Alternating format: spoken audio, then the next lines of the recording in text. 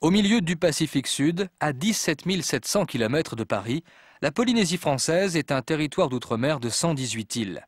Il est composé de 5 archipels au nom mythique, îles de la Société, Tuamotu, Marquise, Gambier et Austral. Formé il y a plusieurs millions d'années, cet ensemble d'origine volcanique évolue lentement mais constamment. Les volcans les plus jeunes, aujourd'hui tous éteints, émergent encore de l'océan. Ce sont les îles hautes. Leur altitude diminue en raison de l'érosion et de leur enfoncement dans le plancher océanique, tandis qu'autour se dessine une couronne de récifs coralliens. Les îles basses, les plus anciennes, n'ont plus de sommets émergés. Seules les barrières de récifs subsistent et forment les atolls. Les richesses de la mer et le tourisme sont aujourd'hui les plus importantes sources de revenus du territoire. Grâce à celles-ci, les Polynésiens réussissent à allier modernisme et respect des traditions. Ainsi, on bâtit toujours les whare, ces habitations faites de matière végétale, et l'on entretient toujours les marae, anciens lieux de culte destinés à rendre grâce aux dieux, représentés par des tikis. En dehors de l'artisanat lié au tourisme, la Polynésie exploite l'un de ses emblèmes les plus solides, le cocotier.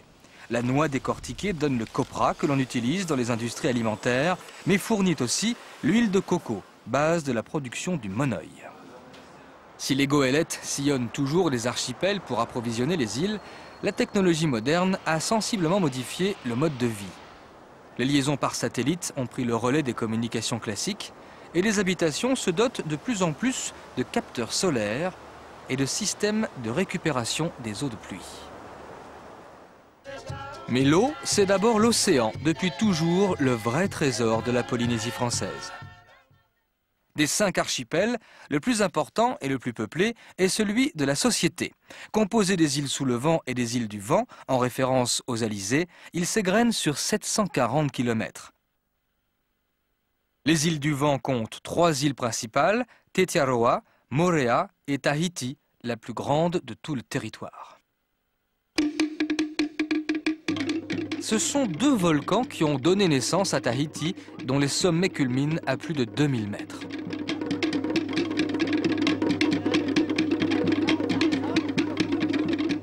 Le long de la mer, quelques falaises abruptes, mais surtout des plateaux et des vallées orientés en pente douce vers la plaine côtière, où se concentre la population. Au large, une barrière de récifs coralliens protège un lagon peu profond et bien abrité.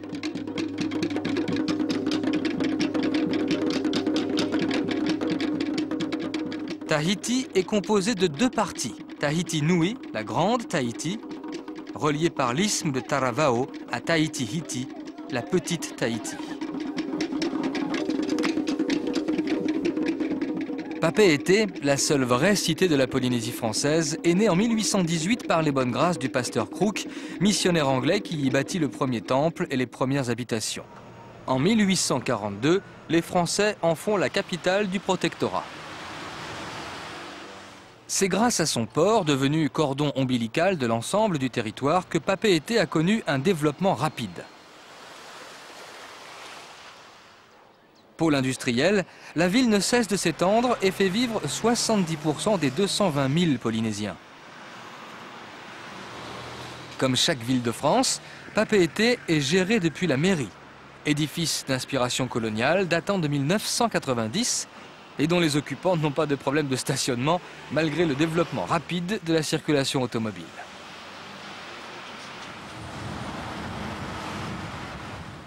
Avec un centre très dense, coincé entre le front de mer et les contreforts de la montagne, Papeete est une petite ville commerçante aux fortes senteurs polynésiennes.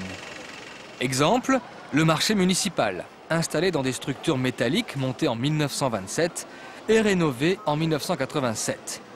Alimenté en produits frais par tous les archipels du territoire, il déborde d'animation et ses étals envahissent les rues voisines.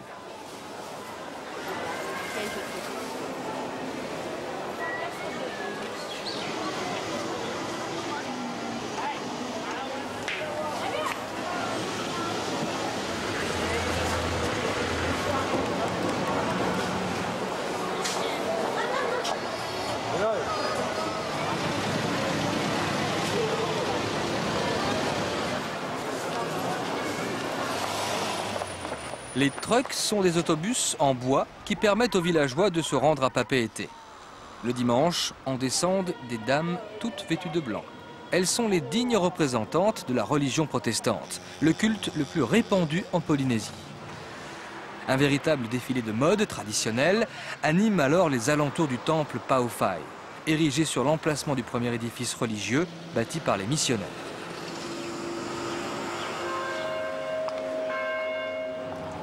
Et le quartier est bientôt bercé par les cantiques typiquement tahitiens, les himene, déformation du mot français hymne.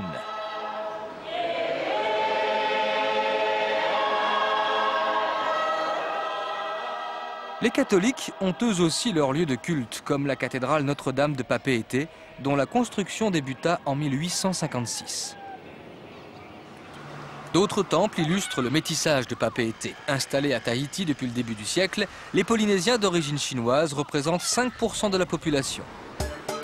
En sortant de Papeete, l'on emprunte une route longue de 115 km qui permet de faire le tour de Tahiti. Elle est jalonnée de plages, souvent recouvertes d'un sable noir qui rappelle l'origine volcanique de l'île.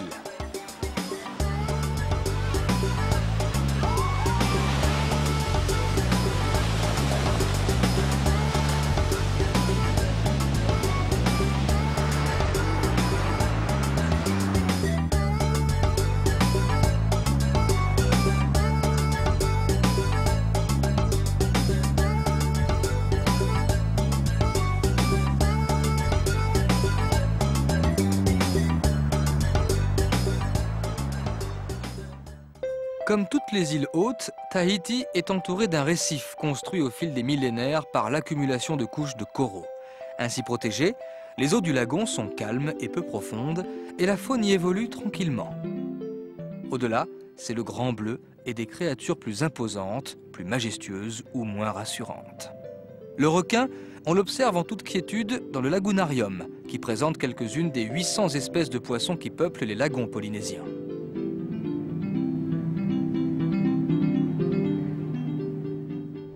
Autre manière d'observer la faune, le bateau à fond de verre.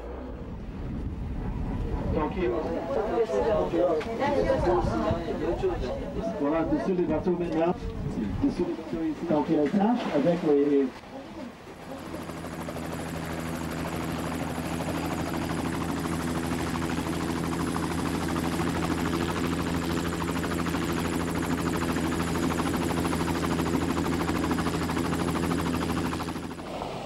Pénétrer l'intérieur de Tahiti, c'est accéder à un monde fait de décors naturels spectaculaires, sans rapport aucun, malgré la très courte distance, avec l'univers du lagon et des plages couvertes de cocotiers.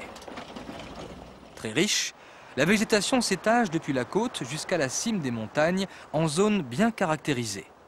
Les différentes espèces trouvent leur place en fonction des vents, de l'ensoleillement, des précipitations et créent un décor magique pour des découvertes époustouflantes.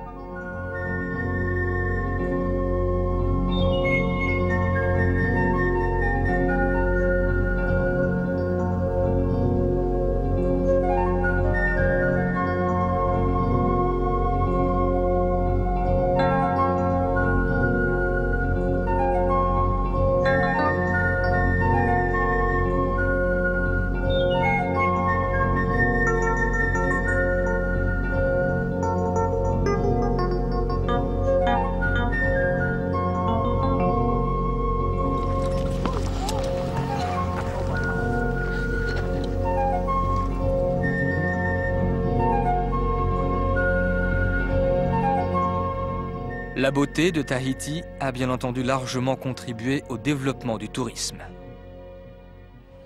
On ne compte pas moins d'une douzaine d'hôtels de standing sur l'île, installés autour de Papeete.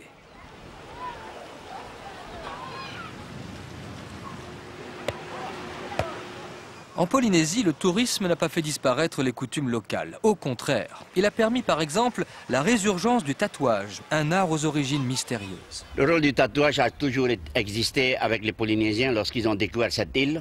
Mais il faut attendre ensuite, lorsque le premier contact a eu lieu avec les premiers Occidentaux, ce n'était pas encore un problème. Mais lorsque les premiers missionnaires sont arrivés, effectivement, ils ont observé que tous les hommes et toutes les femmes étaient tatoués et ils se sont dit, ben, c'est l'œuvre du diable, alors que les Polynésiens ne connaissaient pas du tout ce personnage-là. Ils ont essayé de pouvoir supprimer, interdire ce tatouage. Ils y sont arrivés quelques 50 ans plus tard. Et il faut attendre justement 1982 où des personnes comme nous qui détenons la culture avons fait renaître cet art du tatouage en Polynésie à travers le tatouage traditionnel.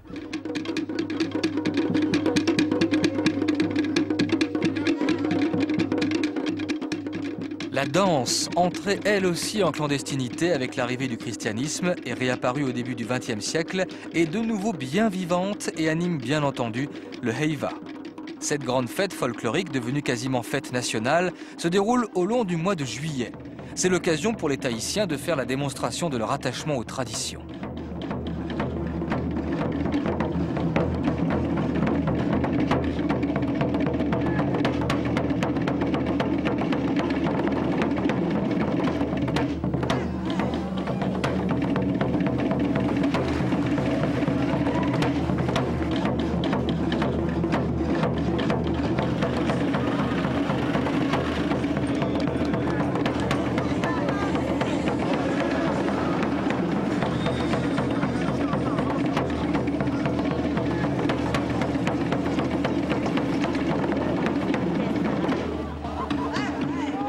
Les hommes forts de Polynésie se donnent rendez-vous pour s'affronter dans des joutes pacifiques, comme le lancer de javelot. Ce concours, très ancien, respecte toujours les mêmes règles. Le but est de percer une noix de coco plantée sur un pieu haut de 7,50 m.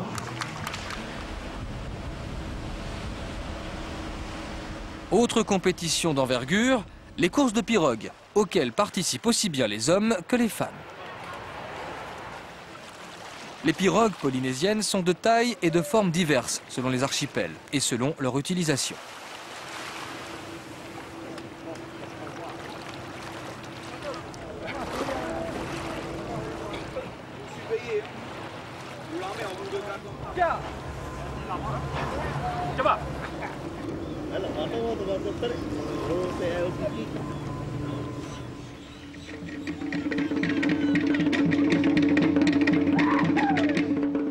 Le feu, symbole de vie et de puissance, est au cœur des grandes soirées du Heiva.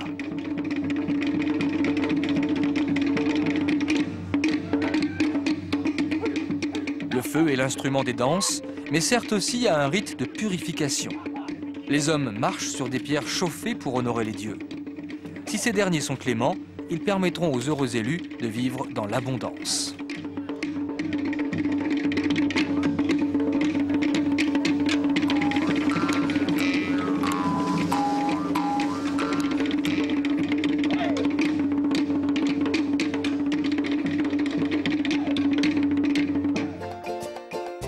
Au large de Tahiti, Moorea, l'île sœur. Située à 17 km seulement et donc facilement accessible, Moorea a surgi de l'océan il y a 2 millions d'années.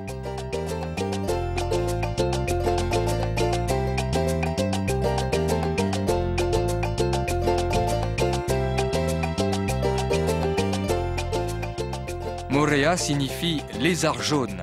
Ce nom avait été donné au fils d'un grand chef guerrier. L'aéroport est le point de départ de la route de 60 km qui ceinture l'île.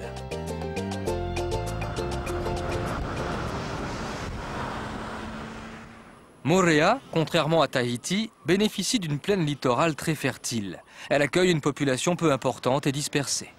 Les villages sont rares mais disposent des structures administratives de base.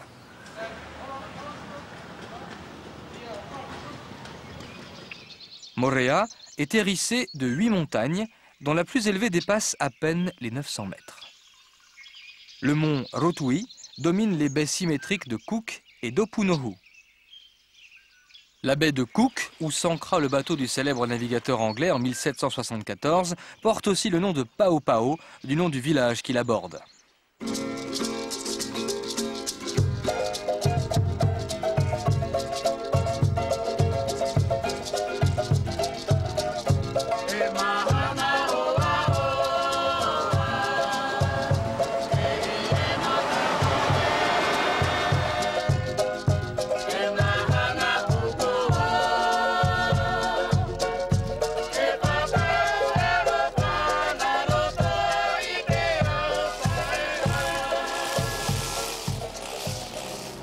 À Moorea, l'ananas est roi.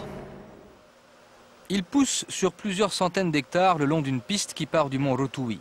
C'est tout simplement la route des ananas.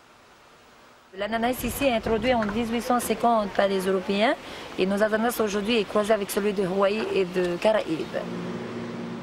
Très savoureux, l'ananas de Moorea est vendu frais sur tous les marchés de l'archipel, mais aussi sous forme de jus de fruits exporté jusqu'en métropole.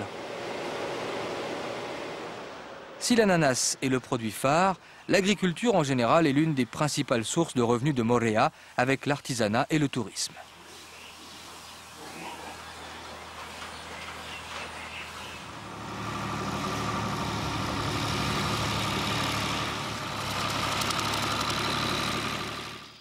À Moorea, qui dit agriculture, dit élevage. Un élevage pas vraiment intensif et surtout, pour ici, des plus exotiques.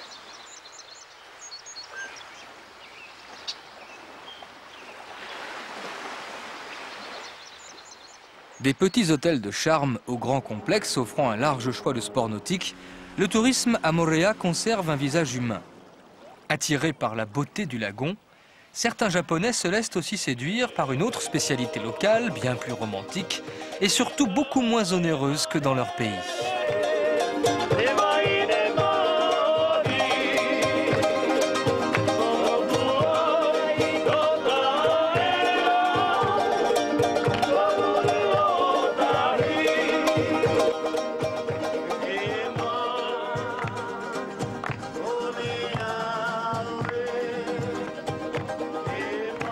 Bienvenue dans la chapelle des fleurs. Vous avez émis le souhait de bénir votre union. Masaya Susan, jurez-vous de prendre pour épouse et ici présent Kana-san, jurez-vous de l'aimer, de la chérir et de la protéger jusqu'à la fin de vos jours?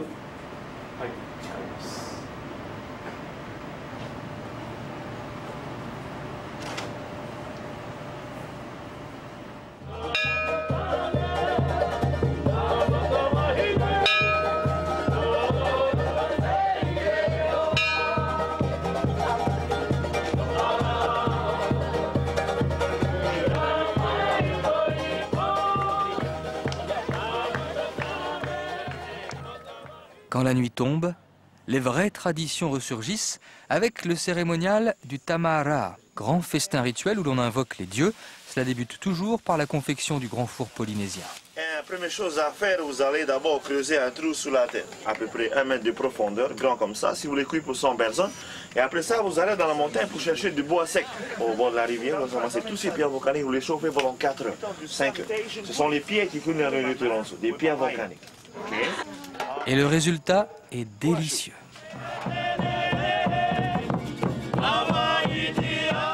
Les Vahinés peuvent alors entamer l'une des nombreuses danses du Ori Tahiti, danse de groupe placée sous le double signe de la séduction et du rythme.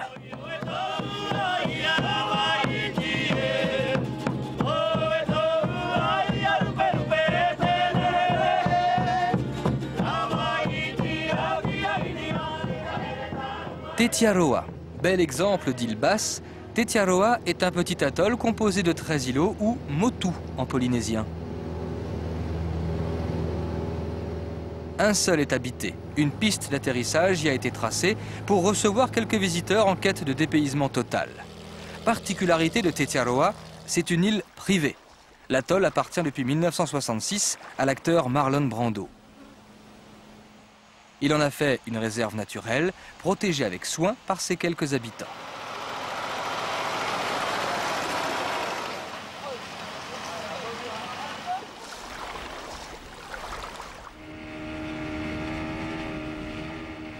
Les motus sont très bas, 3 mètres au plus. Ils sont couverts d'une végétation parfaitement adaptée à l'environnement. Plantes et arbustes doivent en effet se satisfaire d'un sol pauvre et subir les embruns de l'océan. Parmi les rares arbres, le fara avec ses racines aériennes.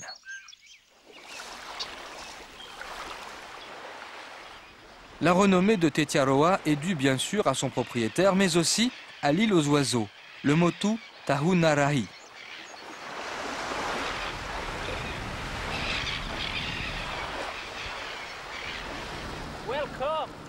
Les visiteurs y sont rares et Marlon Brando a permis aux scientifiques de venir étudier les dizaines d'espèces d'oiseaux de mer qui y nichent.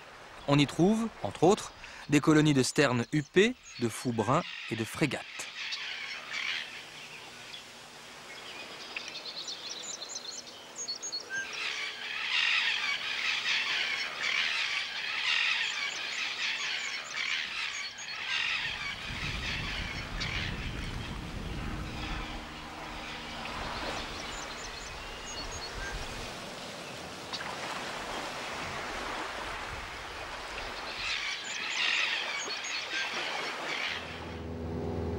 En quittant Tetiaroa et les îles du Vent pour se diriger vers les îles sous le vent, on découvre un bijou présenté dans son écrin de corail, Mayao.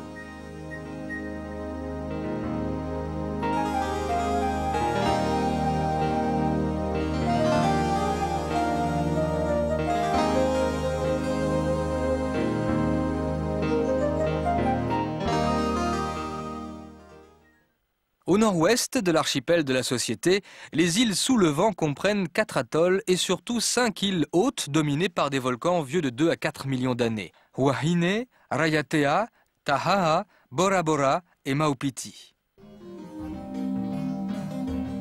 Wahine, la plus méridionale des îles sous le vent, a un fort parfum de légende. On dit que la pirogue de Hiro, le dieu des voleurs, la coupa en 2. Résultat, Wahine se compose de 2 îles jumelles baignant dans le même lagon, Wahine Nui, la grande, et Wahine Iti, la petite. Elles sont séparées par un bras de mer formant la vaste baie de Maroe et la petite baie de Buren. Un petit pont relie les 2 îles. Wahine conserve l'un des plus riches patrimoines archéologiques de Polynésie. Les marae, ces terrasses de pierre du culte maoïs, se comptent par dizaines. Bâtis pour honorer les dieux et les ancêtres déifiés, les marae étaient de différentes tailles, les plus grands étant ceux du chef. Situés au centre du village, ils étaient intégrés à l'ensemble des whare, ces maisons qui, chacune, avaient leur fonction. Le christianisme a depuis longtemps remplacé la religion des ancêtres. Les habitants de Wahine sont majoritairement protestants.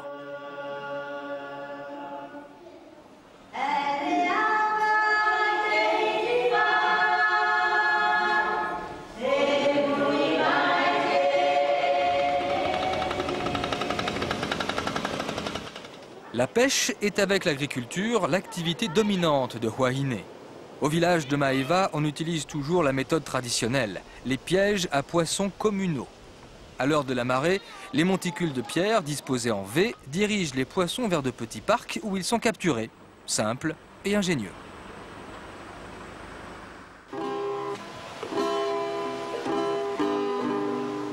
Nostalgiques des temps anciens, les habitants de Wahine n'ont nullement l'intention, en revanche, de pêcher d'étranges représentants de la faune aquatique, les anguilles à oreilles.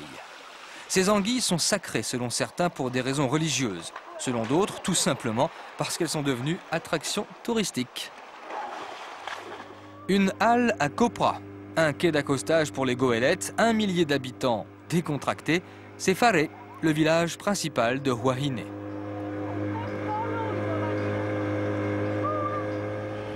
Cet ancien port d'escale pour les baleiniers est le centre administratif de l'île.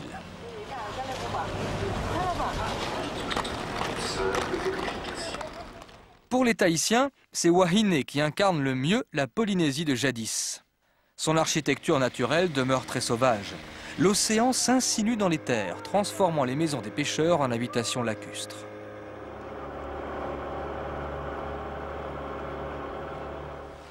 Le lagon, protégé par une barrière de corail, est bordé par une végétation tropicale foisonnante et de longues plages de sable blanc.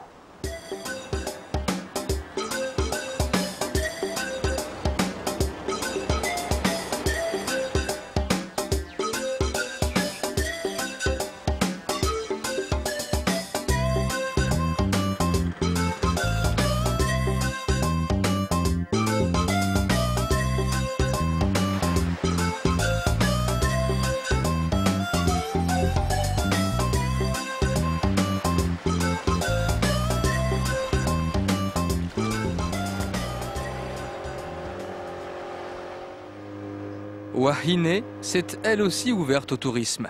Jusqu'ici, le maximum a été fait pour fondre les activités dans l'environnement.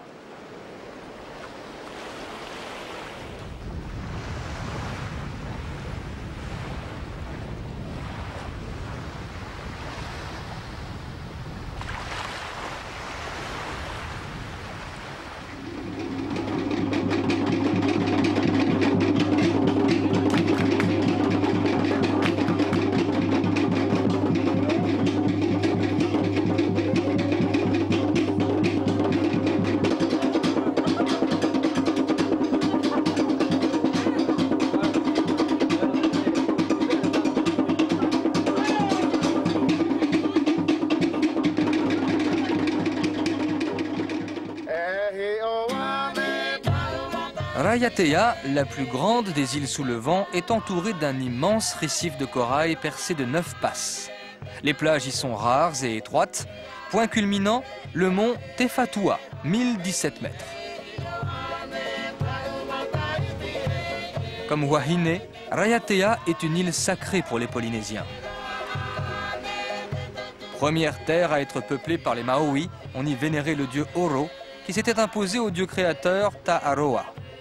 Raiatea était donc l'un des centres religieux de toute la Polynésie avant l'arrivée des Européens. Avec ses 10 000 habitants, Raiatea est la plus peuplée des îles sous le vent. 50% des habitants ont moins de 20 ans. Ils vivent essentiellement de la pêche, de l'élevage et de l'agriculture. Ah ben, ils vivent de leurs produits locaux. Par exemple, des habitants qui sont éloignés de la ville d'Outouro, par exemple, je prends, eh ben, ils plantent leur taro chez eux, leur igname, leurs patates douces, leurs bananiers, leur manioc. Ils vivent de ça et un peu de pêche. Le sol, d'origine volcanique, est très fertile et permet donc la culture de nombreux fruits, légumes et tubercules comme l'arbre à pain et son fruit, le uru, la papaye, le taro, le manioc, sans compter bien sûr le cocotier. La noix de coco, interdite d'accès aux rongeurs et aux crabes par des bagues lisses, est exploitée en Polynésie, sous toutes ses formes.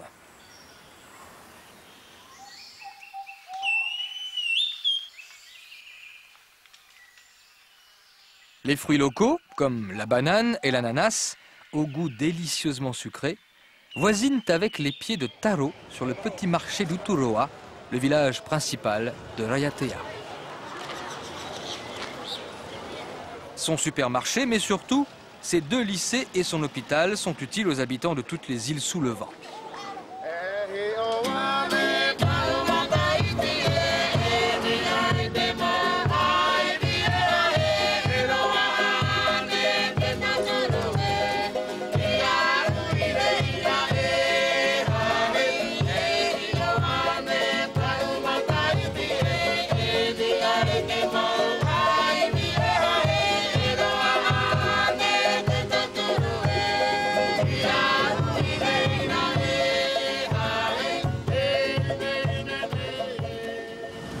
La pirogue était le moyen de locomotion des Maoris. Aujourd'hui motorisée, elle est toujours le moyen de transport naturel des habitants de Raiatea. Pour atteindre le cœur de l'île, ils empruntent la rivière Apumau, le seul cours d'eau navigable de toute la Polynésie. Faite des apports de plusieurs ruisseaux venus des montagnes, l'Apumau devient vite étroit et peu profond. Il est bordé d'une végétation tropicale envahissante. Base idéale pour les voiliers, le lagon de Raiatea est le plus grand de tout l'archipel de la société. Relié à l'océan par 9 passes, il permet une navigation aisée et l'exploration de fonds marins exceptionnels. Qu'y trouve-t-on exactement ? D'une part, le corail, qui est du style astère, qui est orange ou violet ou blanc. D'autre part, les poissons, soit des poissons de lagon le long des tombants, soit en bordure océanique. On peut voir des bandes de carangues, des bandes de barracuda, quelques raimentas. Ce sont des poissons océaniques qui viennent se nourrir dans les eaux légèrement troubles et chargées en particules des courants sortants.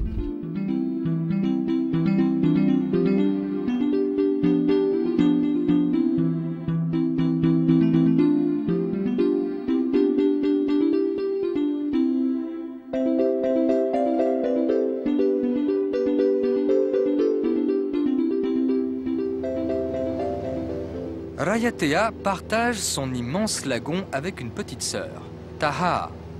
La barrière qui la protège, percée de larges passes, est semée de motus aux formes harmonieuses et aux plages paradisiaques.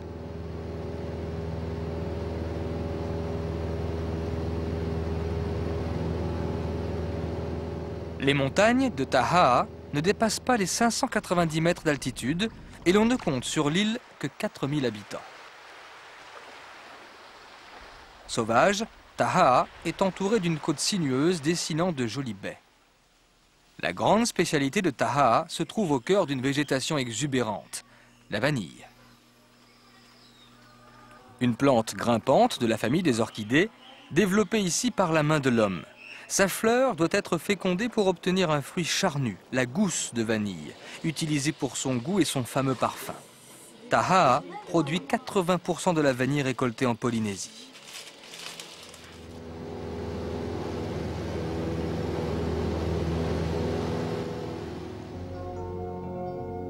Bora Bora, la perle du Pacifique, vieille de 3 millions d'années. Bijou d'esthétisme naturel, elle ne mesure que 38 km², motus compris. Son lagon, le plus large et sans doute le plus beau de Polynésie, décline les couleurs en fonction de la lumière, de la profondeur et de la nature des fonds sous-marins.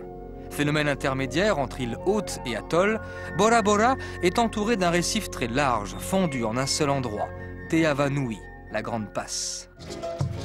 Avec Tahiti et Moorea, Bora est la 3e île la plus visitée de la Polynésie française. D'ailleurs, elle vit essentiellement du tourisme. Conséquence, sa population a doublé entre 1970 et l'an 2000 et dépasse aujourd'hui les 5000 habitants.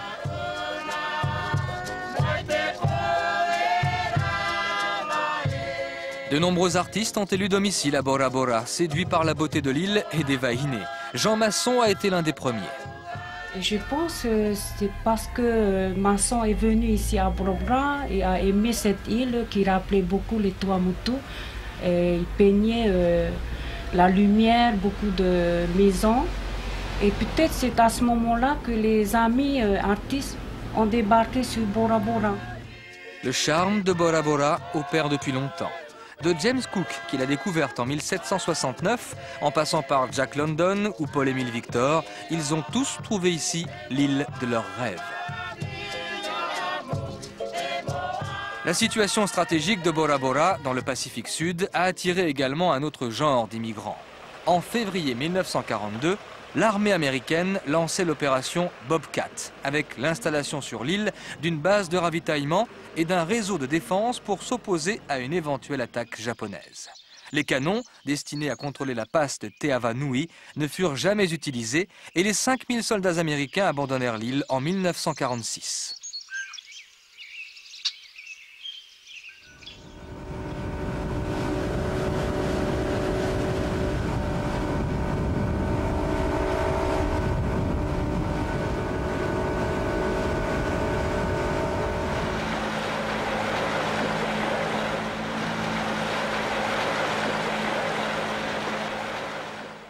Le lagon de Bora Bora recèle l'une des faunes les plus riches de Polynésie.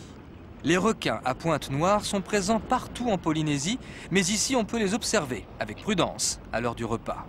Ils font partie des 300 espèces qui peuplent cet aquarium géant. Le lagunarium est sans danger. Il permet de batifoler avec les poissons et même de caresser des raies, nombreuses dans les eaux de Bora, car elles viennent s'y reproduire.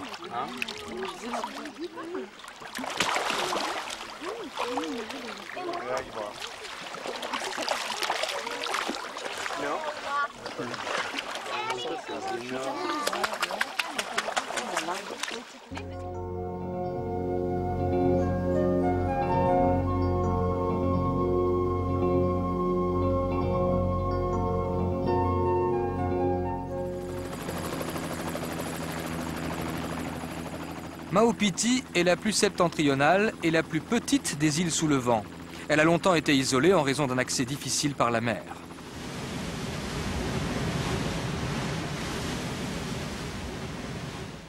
Une entrée unique, la passe d'Onoyahu, l'espadon qui nage en tahitien. Maupiti présente une morphologie proche de Bora Bora avec son volcan qui culmine à 380 mètres. Les roches volcaniques disputent le littoral à une nature particulièrement envahissante.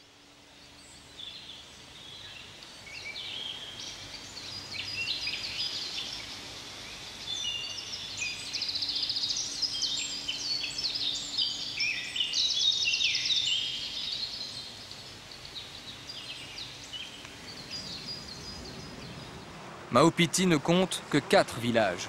Le plus important, Waiaea, est dominé par le traditionnel temple protestant. Waiaea a l'aspect paisible d'un charmant hameau de campagne. C'est là que vivent la majorité des 800 habitants de Maupiti, dans une sérénité qui n'est pas près d'être troublée par le monde moderne.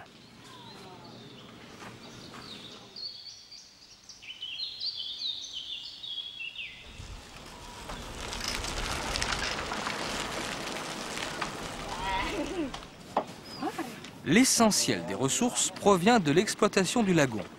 Dès l'enfance, ici, on pratique la pêche sans effort démesuré. C'est face aux motus bordés de sable blanc, où l'on trouve les rares pensions de l'île, qu'on installe les filets à poissons. Maupiti et les kilomètres de plage des motus seront longtemps encore le visage d'une Polynésie à l'ancienne, pure et naturelle. À l'est des îles de la Société, l'archipel des Tuamotu s'étend sur 1500 km. Il est constitué de 78 îles, pour la plupart des atolls coralliens bas et peu peuplés. C'est Magellan qui aborda le premier l'archipel en 1521. En tahitien, Rangiroa signifie le grand ciel. Un anneau corallien large de 300 mètres encercle sur une longueur de 230 km le lagon le plus vaste de Polynésie. Il pourrait contenir entièrement les îles de Tahiti et Moorea. Rangiroa est un atoll ouvert avec ses 2 passes, celles d'Avatoru et de Tiputa. Au bord de chacune des passes, un village. C'est là que vivent les 2000 habitants de Rangui, en osmose avec l'océan. Activité principale, la pêche.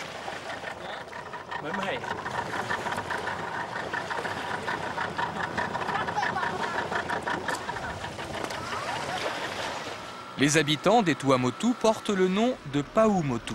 Ils sont 16 000 disséminés sur les dizaines d'îles.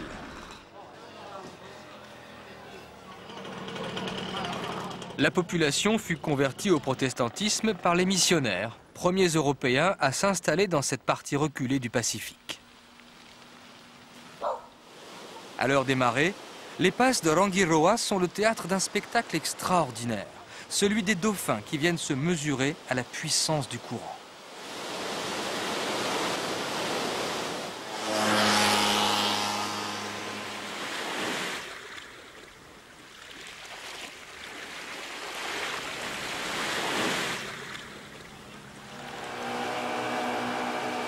Le lagon de Rangiroa est une véritable mer intérieure. Il faut le traverser pour accéder aux motus les plus sauvages, souvent couverts presque entièrement de cocotiers, de quelques plantes, de buissons, et toujours d'un sable dont la pureté n'a d'égal que celle de l'océan et du ciel. C'est alors, tel un mirage, qu'apparaît un lagon dans le lagon bleu.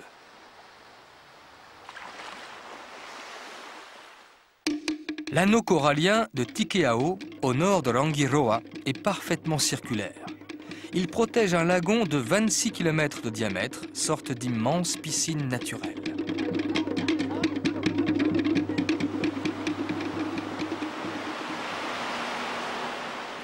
L'unique village s'étale au long d'une rue bordée de jolies maisons. Il est installé dans une cocoterie et regroupe les 400 habitants de l'île.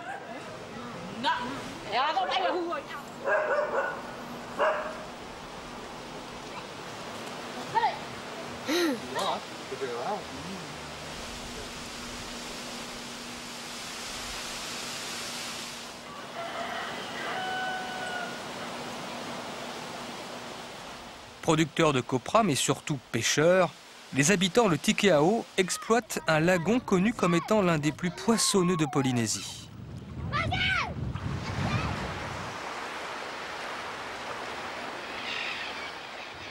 Parfaitement adaptés à leur environnement, les Paumotu pourraient vivre de manière autonome. Après une petite séance de chasse sous-marine, toujours fructueuse, s'ils accostent sur un motu désert, ils se transforment instantanément en Robinson. Quelques branches sèches et l'on prépare le feu qui permet de faire cuire les poissons fraîchement pêchés. Et même quelques petites langoustes tout juste sorties de l'eau. On va mettre ça sous le feu.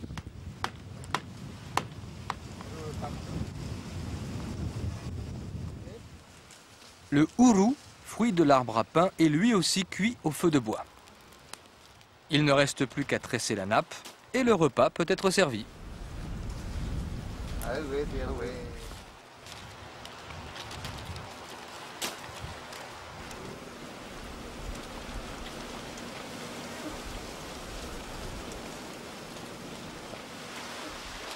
Un petit dessert, il suffit de grimper au cocotier.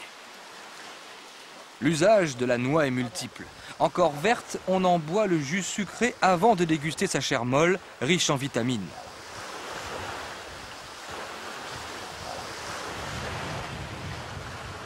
Bien mûre, on la fend en deux pour récupérer le coco blanc bien durci. Si les rayons du soleil se font trop puissants, le cocotier vient encore à la rescousse. Ses feuilles fournissent les fibres nécessaires à la confection d'un chapeau.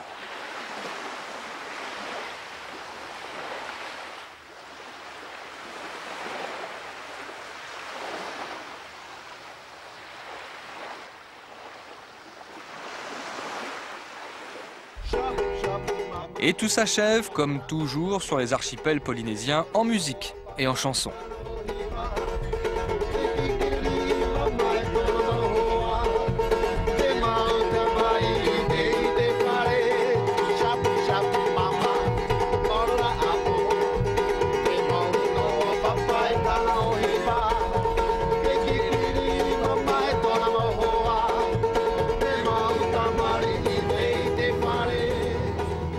À l'extrémité nord des Tuamotu, Manihi est un petit atoll dont le lagon ne mesure que 30 km de long sur 6 de large. Un unique village, Turipaoa, situé près de la seule passe, regroupe les 1200 habitants de l'île.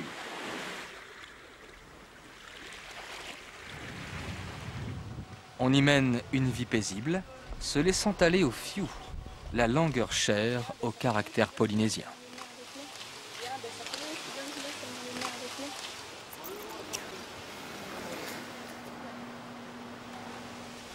Certains s'agitent, néanmoins, faisant abstraction de la chaleur pour fendre les noix de coco. C'est ainsi qu'on prépare le copra, d'un mot tamoul qui veut dire amande séchée. Les noix peuvent dorer sous le soleil pendant plusieurs jours. Il restera à en extraire l'huile qui sert à l'élaboration du monoï et à l'industrie alimentaire. Ici, la production de copra est devenue marginale. Avant, il y a beaucoup, parce qu'il n'y a pas de travail de nacre. Depuis le début des années 1980, Manihi, comme de nombreux atolls, a vu se développer une nouvelle industrie, la perliculture. Les fermes perlières ont poussé comme des champignons le long du lagon, exploitant une technique mise au point dès 1912 par les Japonais. L'huître légèrement ouverte, on pratique d'abord une incision dans la glande reproductrice pour y introduire un greffon, découpé dans le manteau d'une huître donneuse. Ce greffon va produire, autour d'une bille introduite avec lui, de la nacre. Il faut attendre 2 à 3 ans pour obtenir une perle. La plus recherchée, la perle noire. On essaye de la faire foncer, on n'y arrive pas toujours, malheureusement. Si on savait faire que des belles rondes foncées ou des belles vertes, ça serait chouette. Chouette comme la lumière des atolls. La lumière qui éclaire l'avenir des Tuamotu.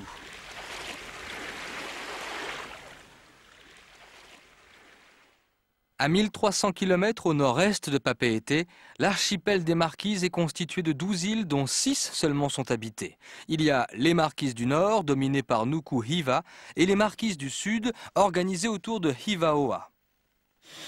Des vols quotidiens relient Tahiti à Nuku Hiva, la plus grande des îles Marquises.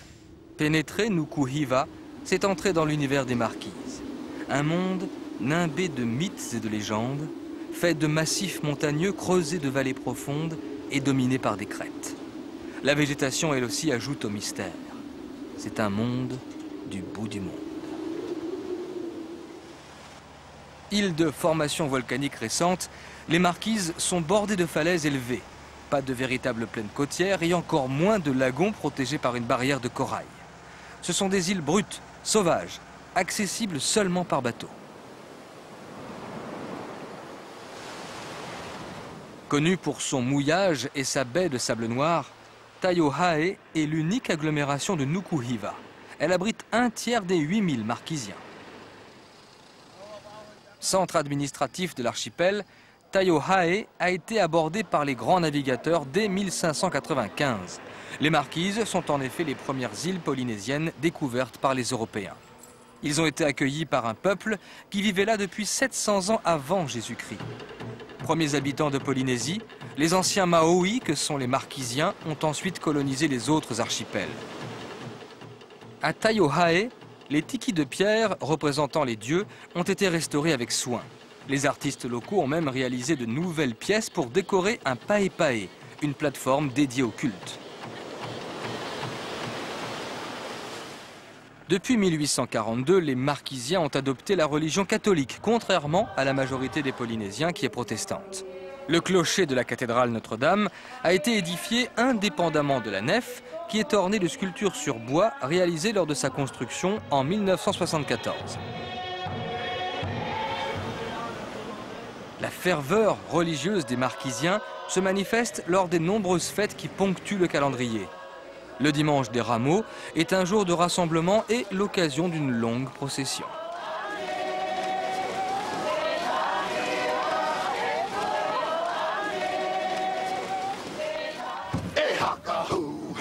Le contraste est saisissant avec les danses traditionnelles. Elles évoquent les instincts guerriers des anciennes tribus Maoris qui pratiquèrent le cannibalisme jusqu'au milieu du XIXe siècle.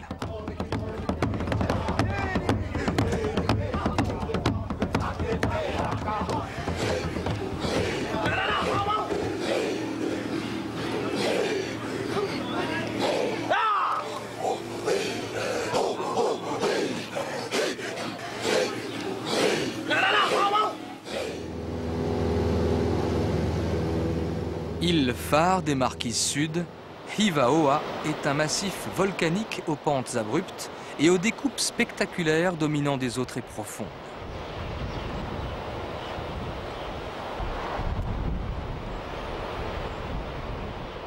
Peu de plages de sable blanc, mais de nombreuses criques bordées de pierres volcaniques.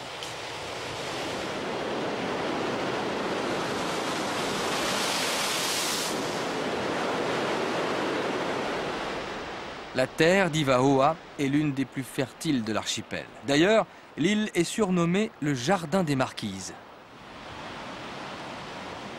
La baie de Taaoa abrite l'unique village, Atuona, siège de l'administration française jusqu'en 1940. Longtemps soumise aux guerres tribales, l'île ne fut évangélisée qu'à partir de 1855. Ses 1900 habitants vivent essentiellement de la cueillette et de pêche.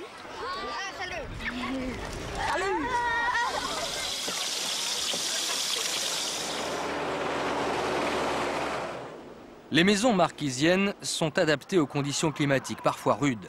Il n'en est pas de même pour la maison du Jouir, reconstituée en 1994, qui abritait le peintre Paul Gauguin. Elle côtoie un musée dédié à l'artiste, qui résida ici les 2 dernières années de sa vie, de 1901 à 1903.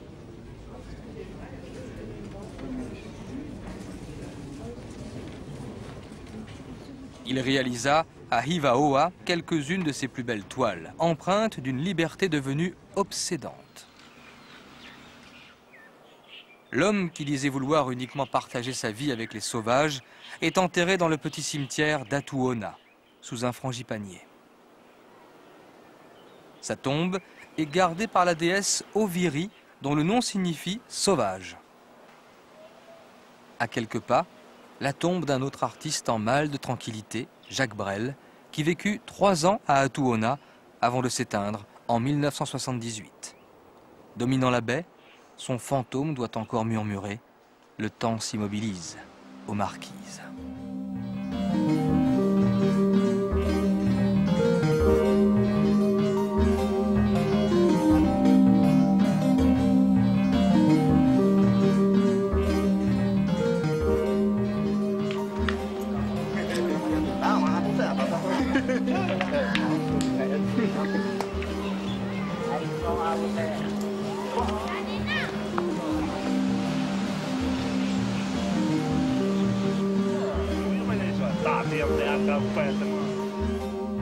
Le plateau central d'Ivaoa est recouvert d'une végétation inextricable où les animaux se font rares. C'est au cœur de cette jungle que l'on trouve l'un des plus précieux sites archéologiques des Marquises. Le Marae d'Oipona, protégé par un vieux banyan sacré, propose une rencontre avec Takai, le plus grand des tikis de Polynésie. Haut de 2,35 m. Sculptés dans la pierre volcanique, ces tikis portent des noms de dieux ou de déesses. Avec leurs attitudes et leurs regards parfois mystérieux, ils participent à l'envoûtement des Marquises.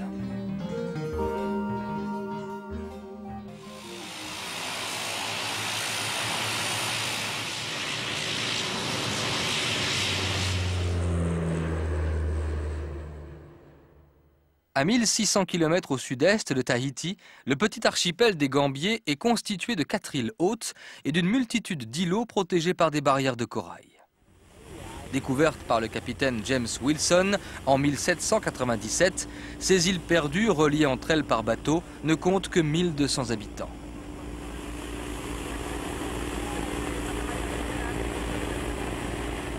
Ils sont installés essentiellement sur Mangareva, l'île la plus importante. Une spécialité en plein essor, la perliculture, car c'est ici que les lagons permettent d'obtenir la meilleure qualité de perles.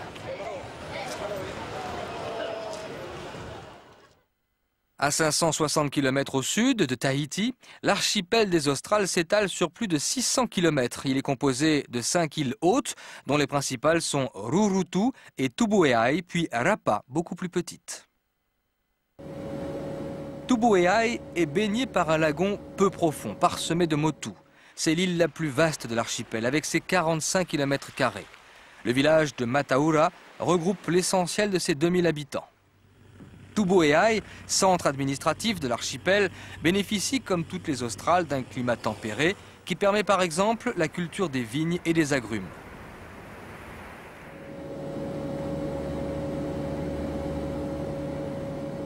À quelques 200 km de Tubuai, Rurutu est bordé de falaises abruptes et de plages de sable blanc désertiques.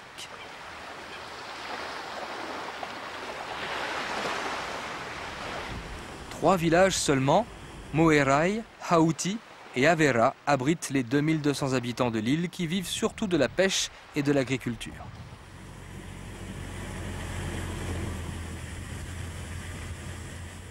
Mais Rurutu a une spécialité, la vannerie.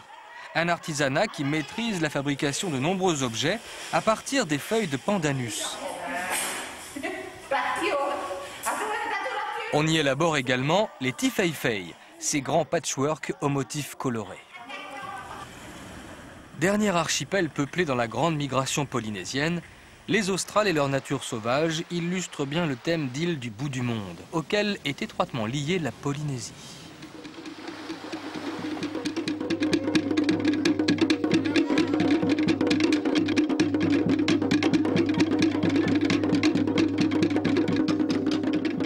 Malgré les distances qui les séparent, les archipels polynésiens sont imprégnés des mêmes cultures.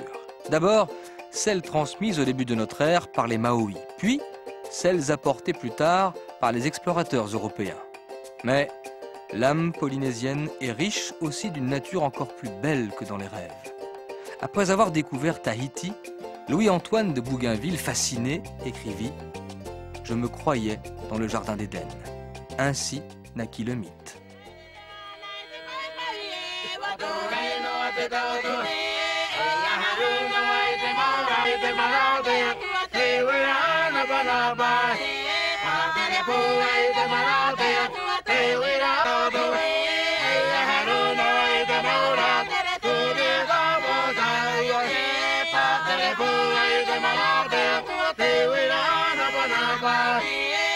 Hey,